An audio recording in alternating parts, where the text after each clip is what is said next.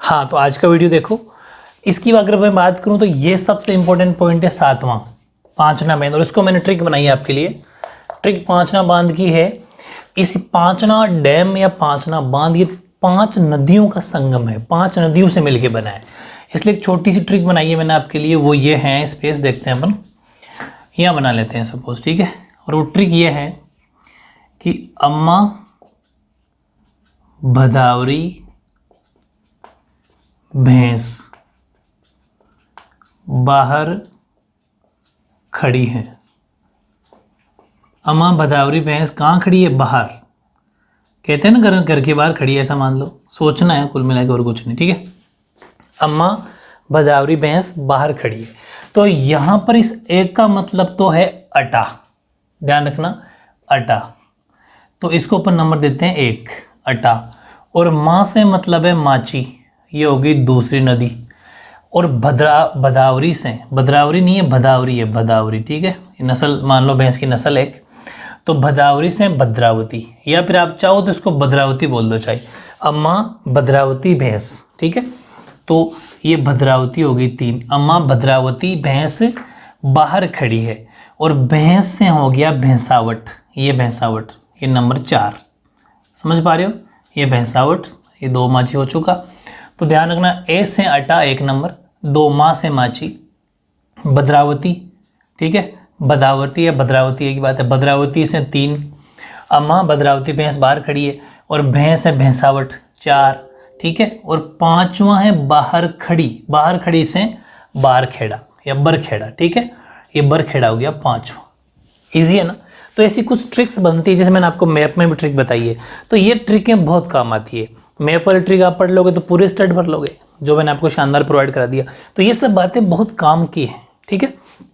पांचना dam अलग से पूछा गया है, जाएगा भी, कि पांचना डैम में कौन कौन सी 5 नदियां हैं, ठीक है। तो अम्मा भद्रावती या भदावरी, जो भी आपको इजी लगे, भद्रावती भैंस बाहर खड़ी है। तो ऐसे अटा, माँ से माची, भद्रावती, और भैंस बाहर खड़ी, बाहर से बरखेड़ा, और भैंस है भैंसावट, ठीक है। तो ये 5 हो गई। चलो फिर एक जवाई बांध, जवाई डैम प्रोजेक्ट। तो अपन ने 5 पिछले वीडियो में पढ़ ली थी। 6 नंबर जवाई डैम है। तो डैम, ये जो डैम है, this dam has been built in Arinpura, जो पाली के अंदर पड़ता है, across the river Jawai, a tributary of the river Luni in western Rajasthan. Tributary का मतलब होता है सहायक नदी, जो किसी नदी की हेल्प करती है। जिसको नदी बहाव होता है और छोटी सी नदी उसकी, उसमें जाके पानी गिरा देती है, तो वो उसकी सहायक नदी हो जाती है। ट्रिब्यूटरी का मतलब सहायक, मतलब खुद कोई बड़ी नदी नहीं है, छोटी नदी होती है जो बड़ी नदी में आके मिल जाती है। सहायक मतलब उसकी हेल्प करती है, ऐसा मान लो, ठीक है। तो लूनी नदी की सहायक है ये। तो ध्यान रखना, पश्चिम राजस्थान में लूनी नदी है, उसकी सहायक है जवाई नदी पर एरिनपुरा के अंदर। एरिनपुरा छावनी भी है, ठीक है। तो एरिनपुरा के अंदर पाली में जो पड़ता है, वहाँ पर एक बांध बनाया गया, उसी का नाम है जवाई बांध। एग्जाम में आ सकता है कि जवाई बांध कहाँ पर, तो आपको क्या याद रखना है? पाली में। मोटा मोटी जिला तो पाली, और जगह का नाम है एरिनपुरा। और नदी पूछे तो लूनी की सहायक नदी, ठीक है। लूनी की सहायक नदी जवाई। क्या नाम है लूनी की सहायक नदी का? जवाई। तो जवाई नदी भी तो बनेगा जवाई बांध, तो नाम से वैसे ही याद रह जाएगा। पांचना बांध मैंने आपको याद करवा दिया कि करौली जिले में गुडला गांव के समीप 5 नदियां ये जो हैं के संगम पर मिट्टी का बांध बनाया हुआ। ये भी ध्यान रखना, ये पांचना बांध मिट्टी का डैम है। एग्जाम आ सकता है डीपली, क्वेश्चन इस बार डीपली आएंगे 1 मार्क्स के, कि मिट्टी से निर्मित बांध, और मतलब मिट्टी से बना हुआ बांध, और फिर क्ले से बना हुआ। और फिर एग्जाम में क्वेश्चन दे देगा सरदार सरोवर बांध, पांचना बांध, पांचना डैम, सरदार सरोवर डैम, है ना। या फिर जितने भी अपने अभी तक डैम पढ़े 4 ऑप्शन दे देगा। तो उसमें ध्यान रखना, मिट्टी से बना हुआ डैम है ये, ठीक है। कंक्रीट से नहीं है, मिट्टी से है। तो पांचना डैम जो चिकनी मिट्टी होती है, क्ले सॉइल। तो a dam of clay has been constructed on the confluence point of the 5 rivers. मैंने आपको बता दिया, Barkheda, Bhadravati, Machi, Bhainsawat and Ata, near Gudda village of Karauli district, ठीक है। और फिर लास्ट 8 नंबर है नारायण सागर बांध। ये बांध है अजमेर जिले का सबसे बड़ा। एग्जाम में 1 मार्क्स में क्वेश्चन है कि अजमेर जिले का सबसे बड़ा बांध कौन सा है? तो नारायण सागर बांध। This dam is the biggest या largest dam of Alwar district. और इससे 2 नहरें भी निकल रही है, खूंटिया और बाड़ी नहर, ठीक है। खूंटिया और बाड़ी नहर, ठीक है। तो ये क्वेश्चन सिंपल से थे, 8 पॉइंट तो मैंने आपको याद करवा दिए हैं, जो अपने राजस्थान की अलग से कुछ एक्स्ट्रा जो डैम हो गए या फिर कोई प्रोजेक्ट थे वो अपने पढ़े।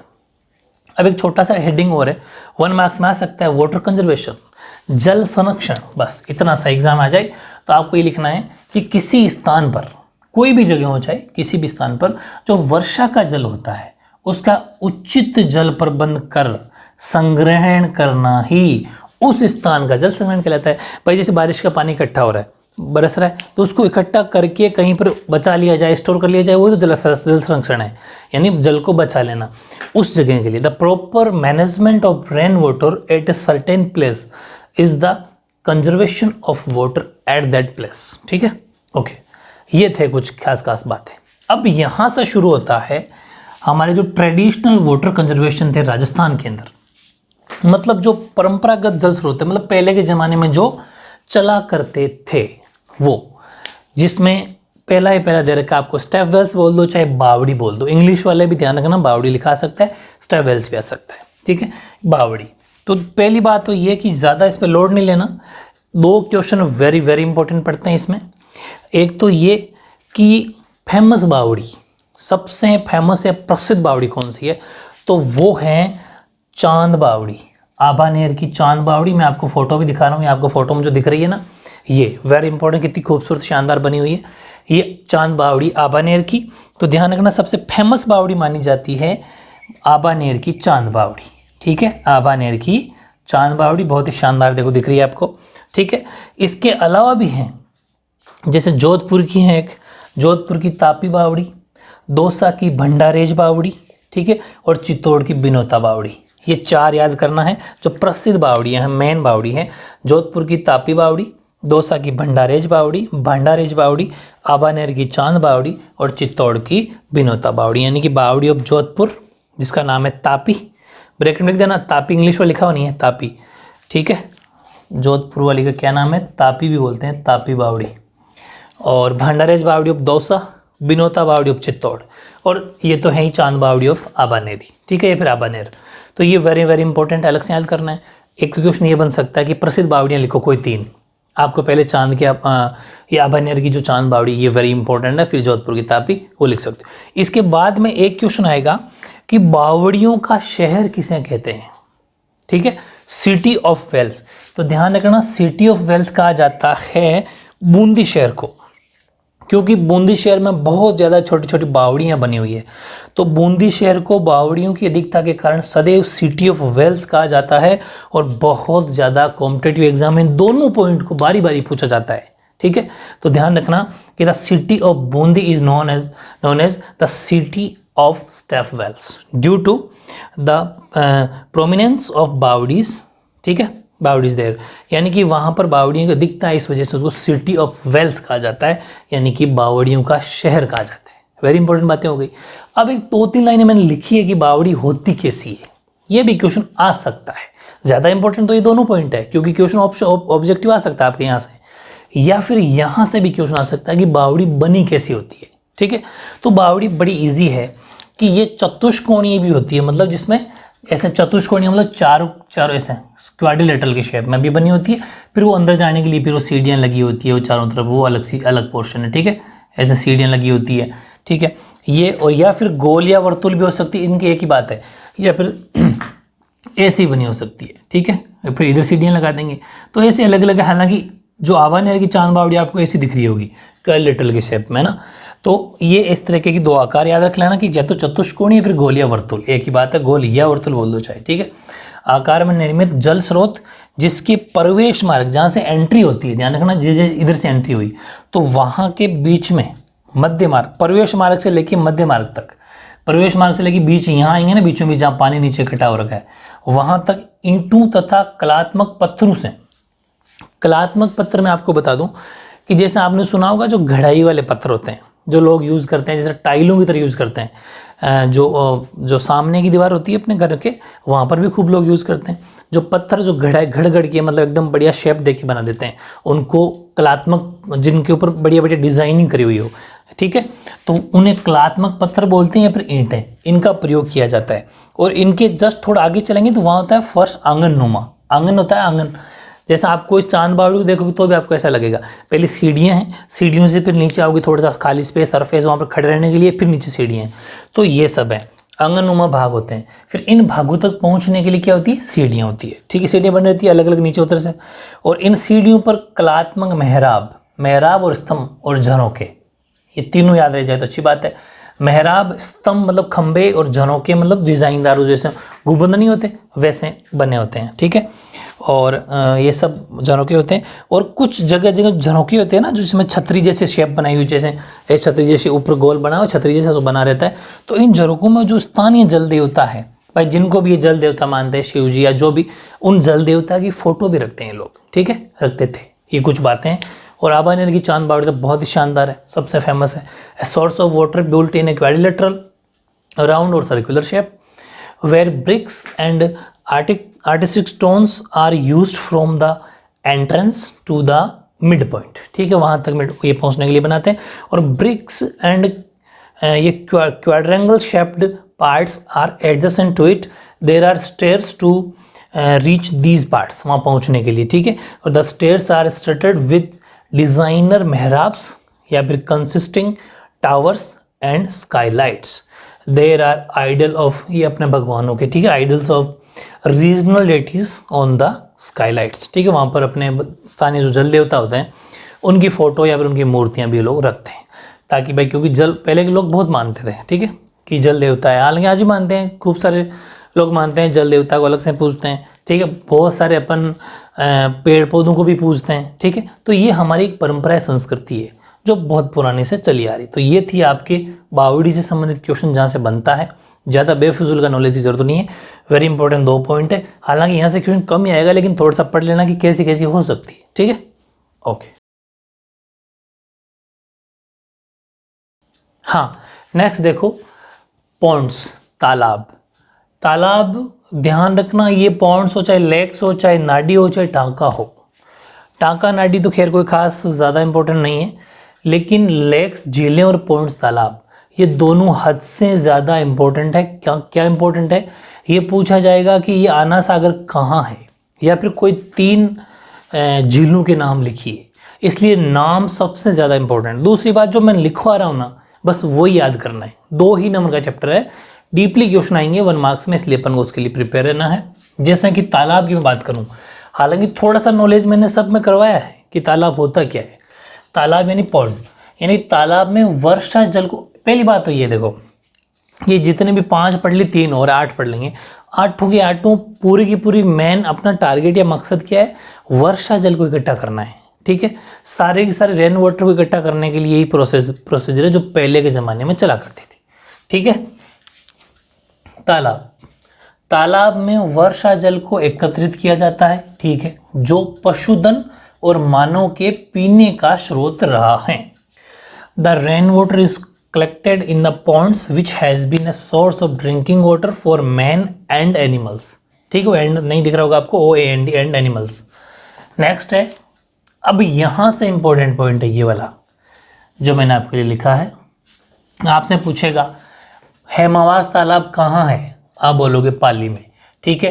फिर सरेरी तथा मेजा तालाब ये भीलवाड़ा में है, तो पूछ लेगा भीलवाड़ा के कोई 2 तालाबों के नाम, सरेरी और मेजा। पाली में हेमावास तालाब। फिर है बानकिया और सेनापानी, ये है चित्तौड़ में, ध्यान रखना। गड्डीसर, गजरूप सागर, ये है जैसलमेर में, वहाँ के ये प्रसिद्ध तालाब रहे हैं, वेरी वेरी इंपॉर्टेंट है, ध्यान रखना। Hemawas in Pali, Sareri and Meja in Bhilwara, Sareri and Meja दोनों कहाँ पर है, भीलवाड़ा में। बांकिया एंड सेनापानी ये कहाँ है, चित्तौड़गढ़ में है, वैसे भी चित्तौड़गढ़ सेना, ठीक है।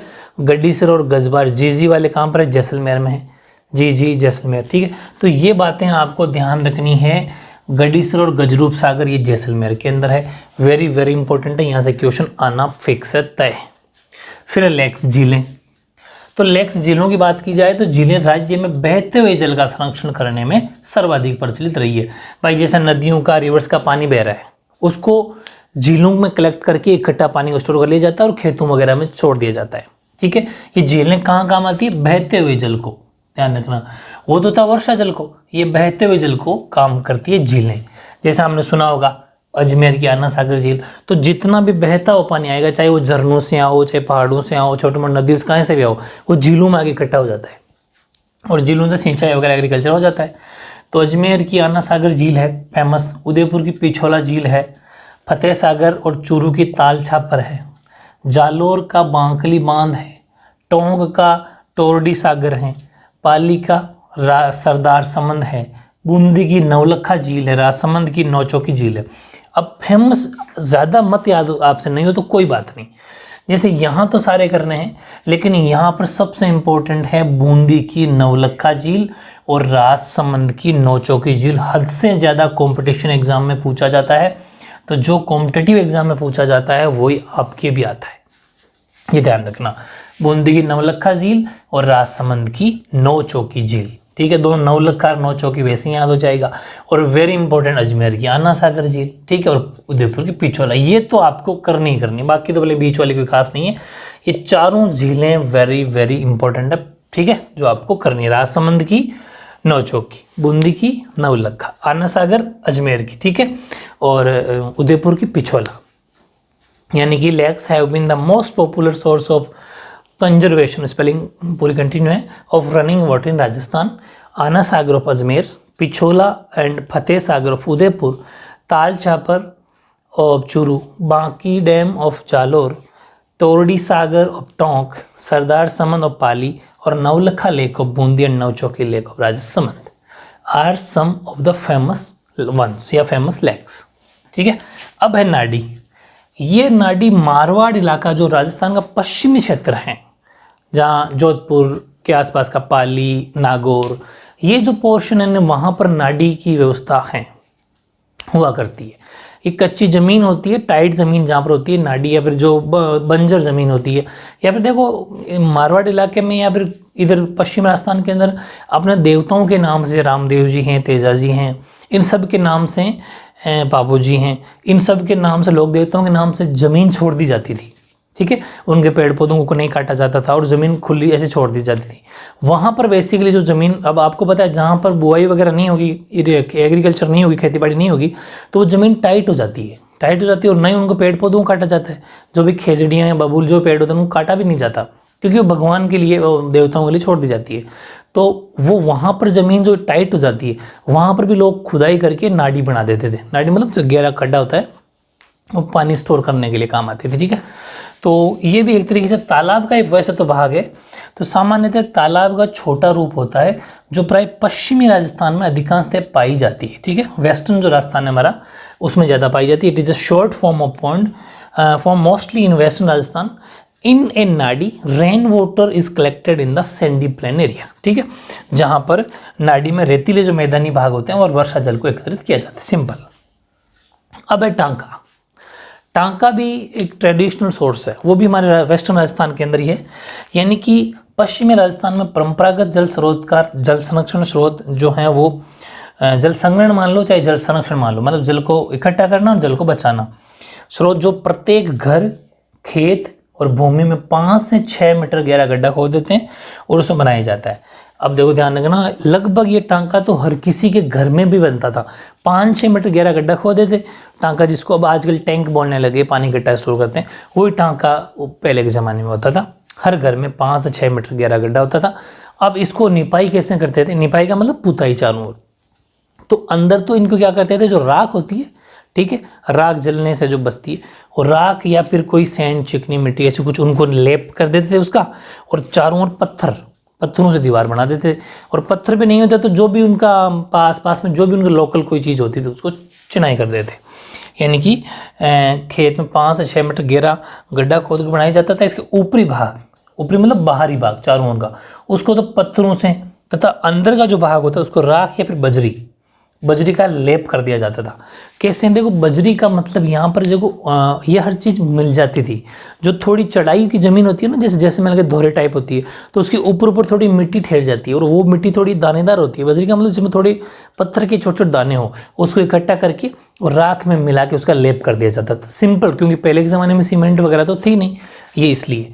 तो ध्यान रखना, It is a traditional source of storage and conservation of water in western Rajasthan, which is built by digging up the ground 5 to 6 meter, गहरा गड्ढा deep in every house or field, हर खेत में और घर में बनता था। इसके अपर पार्ट को कवर कर दिया जाता है स्टोन से और इसके इंटरनल पार्ट को coated with mixer of sand and आश।